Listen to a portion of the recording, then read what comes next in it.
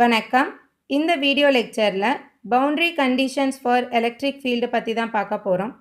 So ஜென்ரலாக பவுண்டரினா என்ன அர்த்தம்? The interface between two different media. Okay, so இங்கே நம்ம ஒரு ரீஜியன் கன்சிடர் பண்ணுறோம். இந்த ரீஜியனில் medium 1 and medium 2 two different media இருக்குது. ஸோ இதோட இன்டர்ஃபேஸ் லைனை தான் நம்ம என்னன்னு சொல்கிறோம்? பவுண்டரி லைனுன்னு சொல்கிறோம்.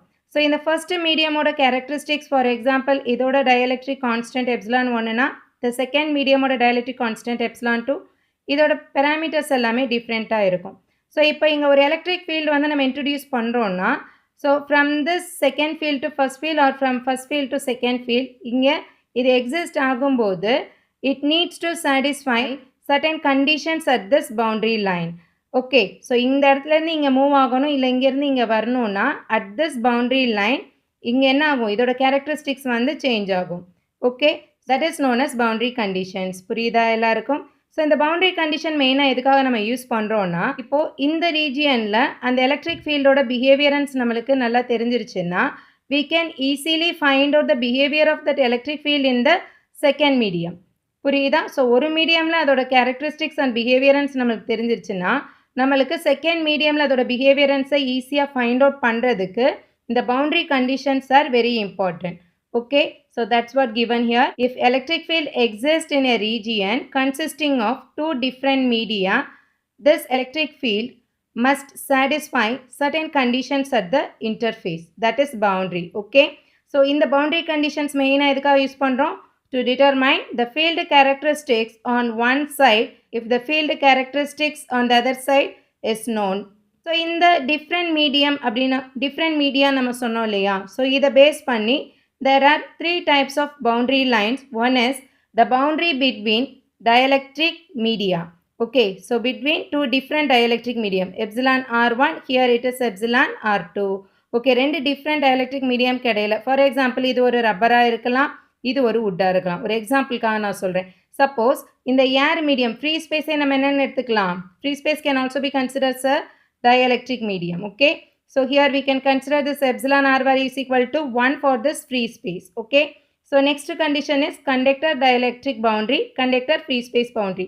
These two are almost same. Okay, இதோட behaviorance எப்படி தான் இருக்கும்? Almost same தான் இருக்கும். Okay, so next இந்த three conditions தான் இப்போ நம்ம டீட்டெயில்டாக பார்க்க போகிறோம். So first one is dielectric to dielectric boundary condition. So இந்த dielectric to dielectric boundary conditionக்கு நம்ம ஒரு ரீஜியன் கன்சிடர் பண்ணுறோம். இந்த ரீஜியனில் ஸோ இங்கே ஒரு டயலெக்ட்ரிக் மீடியம் இருக்குது, செகண்டில் ஒரு டயலெக்ட்ரிக் மீடியம் இருக்குது. இதோட permittivity value epsilon R1, it's permittivity values epsilon R2. இந்த எப்சிலான் R2ன்றது இந்த பர்டிகுலர் மெட்டீரியலுக்கான permittivity value, that is dielectric constant. Okay, so இந்த மீடியம்கான ஜென்ரல் வேல்யூ என்ன? Epsilon 2. Epsilon 2 is equal to what? Epsilon naught into epsilon R2. Similarly, for this first medium, epsilon 1 is equal to epsilon naught into epsilon R1. Okay, so here the electric field intensity is E1, here it is E2.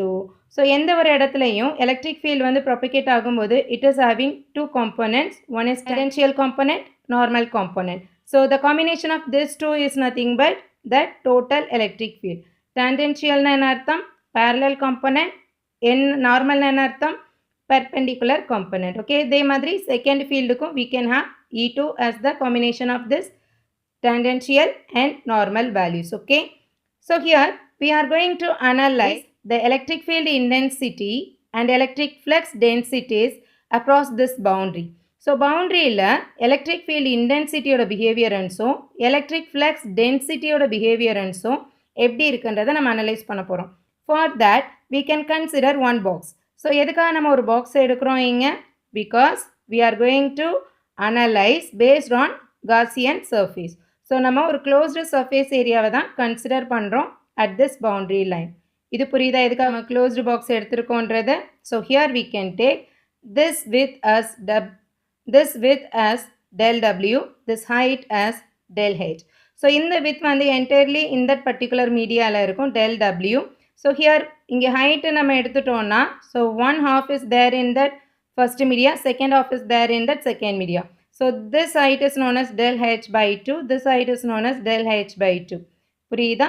So இந்த tangential என்னன்னு சொன்னேன்? parallel component. இது வந்து normal component, perpendicular component, again tangential, again normal. இந்த diagram எல்லாருக்கும் புரிஞ்சிருச்சா? So இந்த டயக்ராமில் இருந்து நம்மளுக்கு என்ன தெரியும்?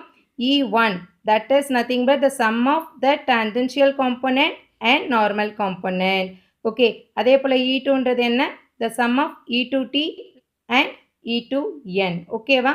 ஸோ நெக்ஸ்ட்டு நம்ம இங்கே என்ன ரூல் அப்ளை பண்ண போகிறோம்னா, the voltage around any closed path. ஒரு closed path இருக்குன்னா இந்த closed pathல இருக்கக்கூடிய வோல்டேஜ் எப்படி இருக்கும்? ஜீரோவாக தான் இருக்கும். ஃபார் எக்ஸாம்பிள் ஒரு எலக்ட்ரிக் சர்க்கியூட் வச்சு நான் சொல்கிறேன் உங்களுக்கு. இங்கே வந்து ஒரு சப்ளை இருக்குது, ஒரு 5 வோல்ட் கொடுத்துருக்கீங்க, இங்கே வந்து ஒரு ரெசிஸ்டர் இருக்குது, whatever it maybe.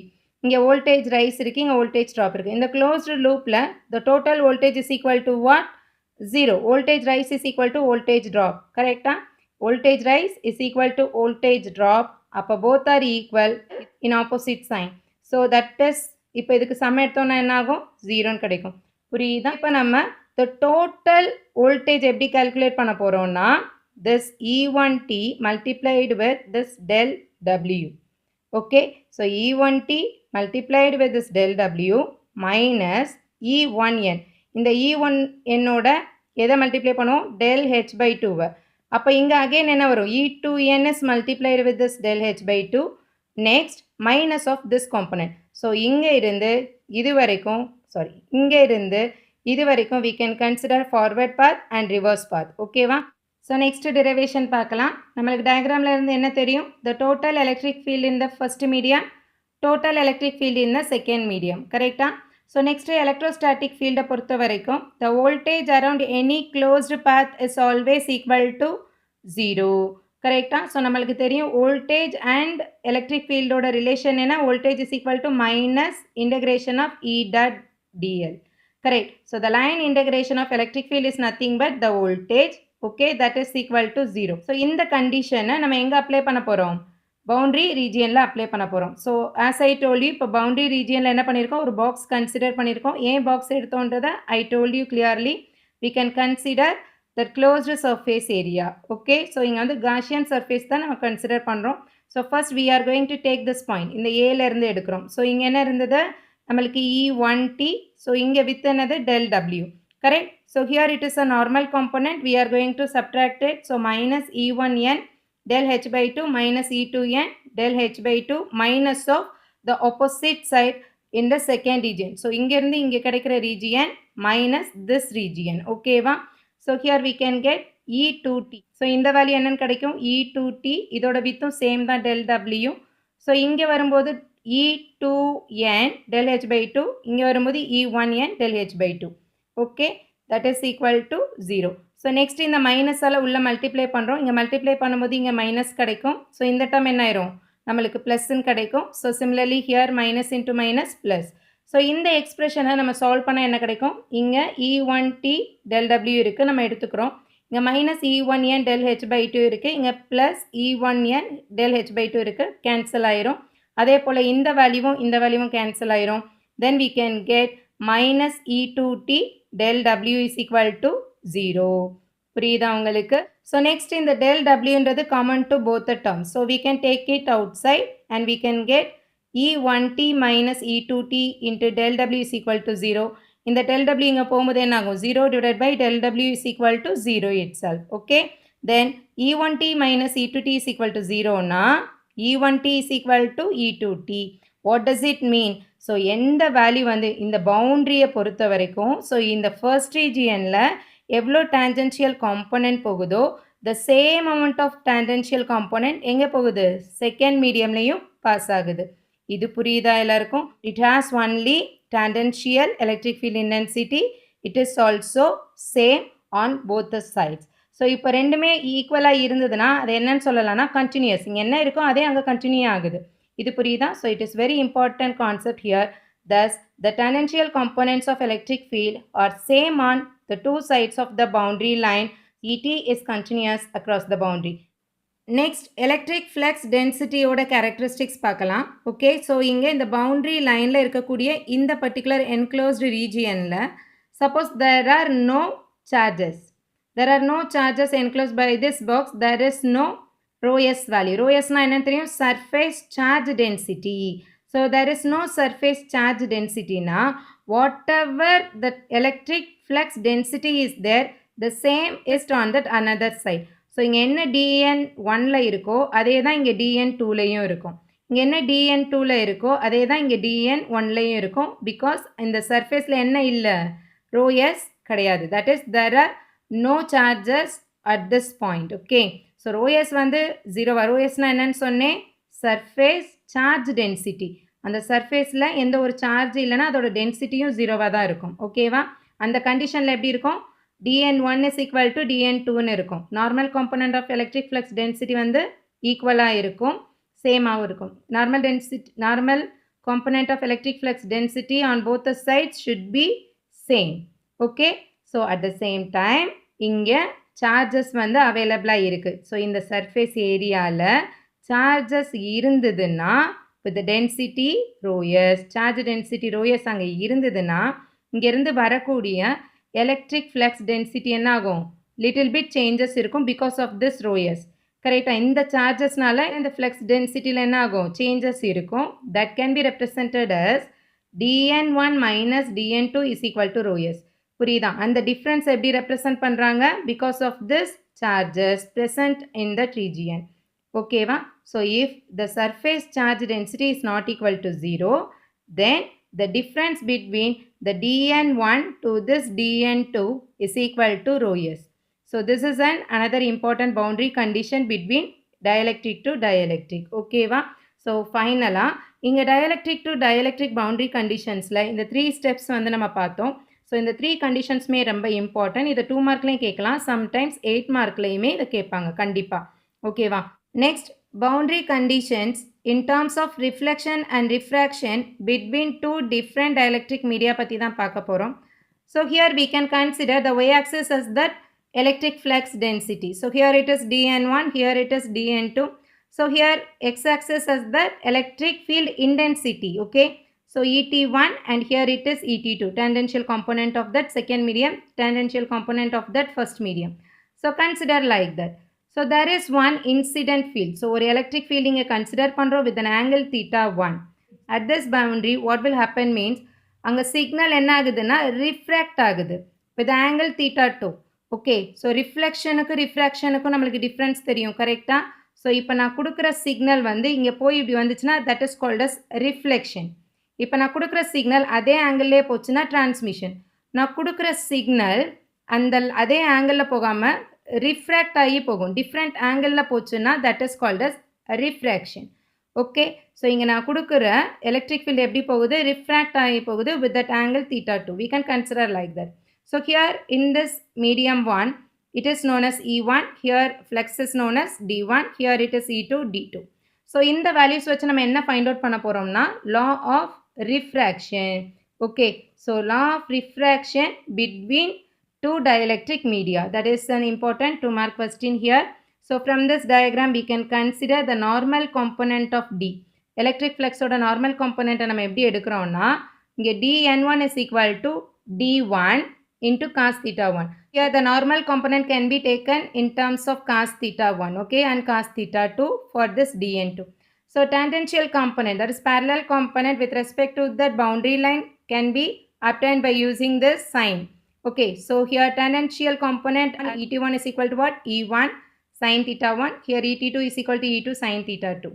So we are going to apply boundary conditions with the assumption rho s is equal to 0. So இங்கே ரோ எஸ் எந்த ஒரு சார்ஜுமே இல்லைன்னு அவர் அசியூம் பண்ணிவிட்டு நம்ம என்ன பண்ண போகிறோம், பவுண்ட்ரி கண்டிஷன் அப்ளை பண்ண போகிறோம் for this values. Okay, so boundary condition நம்மளுக்கு என்ன தெரியும், 2 டிஃப்ரெண்ட் மீடியம்க்கு et1 is equal to et2ன்றது நம்மளுக்கு தெரியும். For this electric flux we can take this rho s is equal to 0னா ரெண்டுமே ஈக்குவலாக தான் இருக்கும். ஓகேவா, ஸோ இப்போது ரெண்டுமே ஈக்குவல்னா et1 is equal to et2னா என்னது, இது ரெண்டையும் ஈக்குவல் பண்ணுறோம், அதே மாதிரி இது ரெண்டையும் ஈக்குவல் பண்ணிட்டோம். கரெக்டாக, உங்களுக்கு புரியுதா? So next further simplification. So next further சிம்ப்ளிஃபிகேஷனுக்கு இந்த ஃபர்ஸ்ட் ஈக்குவேஷனை செகண்ட் ஈக்குவேஷனால் டிவைட் பண்ண போகிறோம். ஸோ அப்படியே டிவைட் பண்ணலாம். அப்படியே டிவைட் பண்ணால் நம்மளுக்கு என்ன கிடைக்கும், e1 by d1 sin theta 1 by cos theta 1 is equal to e2 sin theta 2 by d2 cos theta 2. So here sin by cos is nothing but tan theta 1. So similarly here it is tan theta 2. Okay. So E1 by D1 நம்மளுக்கு என்ன தெரியும்? D is equal to flux density is equal to epsilon into Eன்னு தெரியும். கரெக்ட்டா? So this epsilon is equal to epsilon naught into epsilon 1 for first medium, epsilon naught into epsilon 2 for the second medium. Epsilon naught வந்து காமனா இருக்கனால we can remove it. Okay. So D is equal to epsilon 1 E1. இங்க D2 is equal to epsilon 2 E2. So actually இந்த இடத்துல என்ன வரும்? epsilon naught 2 வரும். ரெண்டு சைடு epsilon naught இருக்கனால அது கேன்சல் ஆயிரும். ஓகேவா? ஸோ நெக்ஸ்ட்டு நம்ம என்ன பண்ணுறோன்னா கேன்சல் ஆயிரும். ஓகேவா? ஸோ நெக்ஸ்ட் E1 கேன்சல் ஆயிரும். இங்கே E2வும் டிவைட் ஆயிரும். தென் we can get 1 by epsilon 1 is equal to tan theta 2 by epsilon 2. So இந்த tan வேல்யூவை இங்கே கொண்டு வரோம். இந்த epsilon வேல்யூவை இங்கே மூவ் பண்ணால் என்ன கிடைக்கும்? tan theta 1 by tan theta 2 is equal to epsilon 1 by epsilon 2. So that is called as law of refraction. புரியுதா? law of refraction என்ன? tan theta 1 by tan theta 2 is equal to epsilon 1 by epsilon 2. So it is the boundary condition between two different dielectric media. Okay, theta 1 என்றது என்னது? Incident electric field ஓட angle, theta 2 என்றது refracted angle. Okay, in the second media. Okay வா? Next வந்து conductor to dielectric boundary condition தான் பார்க்க போகிறோம். So here two different mediaல ஒன்று வந்து conductor medium, next one is dielectric medium. So conductor பொறுத்த வரைக்கும் here we can have very high conductivity value. Okay, conductivity value எப்படி இருக்கும்? Very high value. Okay, dielectric ஓட parameter என்ன? Epsilon r. So conductor பொறுத்த வரைக்கும் within a conductor there is no electric field. Conductorனா என்ன பண்ணும்? Conduct that electric current. Correctா? So the maximum charges at the surface can produce that electric field. Not inside this conductor. So for this conductor that electric field is equal to 0. சிம்பிளா ஓகேவா? So கண்டக்டருக்குள்ளே எப்போவுமே இப்போ ஒரு conductor இங்கே எடுக்கிறோன்னா can get the radiation at this side. கரெக்டாக? Inside that conductor there is no electric field. That is the first point. Okay, in the second medium due to this dielectric constant we can get that electric flux in the normal direction only, not in the tangential direction, because here the tangential component is equal to 0 னா இதோட ஃப்ளக்ஸும் எப்படி தான் இருக்கும்? 0வாக தான் இருக்கும். we can get only that normal flux value that is also equal to rho s. அங்கே இங்கே சார்ஜஸ் இருந்ததுன்னா that is equal to that normal electric flux value, otherwise that is also equal to 0. okay, so இதே கண்டிஷன்னா conductor to free space பவுண்டரிக்கு வரும். So இது sometimes 2 மார்க்கில் கேட்குறாங்க. ஒரு side conductor, இன்னொரு சைடு வந்து ஃப்ரீ ஸ்பேஸ். ஸோ இங்கே ஃப்ரீ ஸ்பேஸை நம்ம என்னென்னு கன்சிடர் பண்ணலாம்னா சம்டைம்ஸ் டயலெக்ட்ரிக்காக தான் கன்சிடர் பண்ணுறோம். With that value epsilon r is equal to 1. So it is having only epsilon naught. Okay va? So the same conductor vandale inside the conductor its electric field is equal to 0. புரியுதா உங்களுக்கு? So இதோட electric field எப்படி தான் இருக்கும்? 0வாக தான் இருக்கும். On the surface, on top surface or bottom சர்ஃபேஸாக இருந்தாலும் அதோட எலக்ட்ரிக் ஃபீல்டு எப்படி தான் இருக்கும்? 0வாக தான் இருக்கும். So here the tangential component of electric field is equal to 0னா அதோட tangential electric flux density 0 because ET is equal to epsilon into ET. So இந்த வேல்யூ 0னா இந்த வேல்யூவும் 0வாக தான் இருக்கும். புரியுதா உங்களுக்கு? So only the normal component exist at the boundary which is always perpendicular in direction if there is charge density. ஓகேவா? Charge density இல்லைன்னா so equal to 0. This is the boundary condition for conductor to free space region. ஓகேவா?